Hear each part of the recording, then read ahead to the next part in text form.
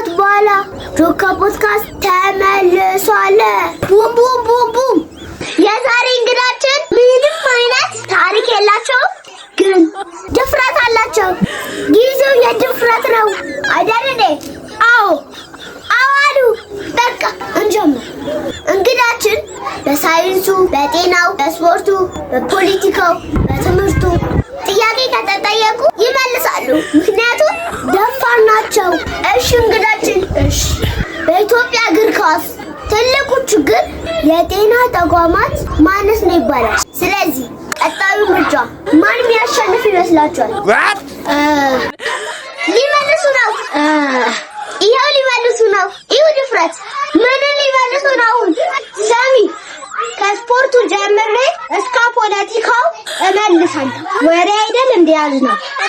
እሺ መልሱ። እንደተባለው እግር ኳሱ የተዳከመው በጤና ተቋማት ማነስ ምክንያት ነው። ስለዚህ ሁሉም የጤና ተቋም እግር ኳሱን ደግፎ ስቴዲየም መግባት አለበት። ምንድነው? ይኸው እውነትም ጊዜው የድፍረት ነው። ደፋር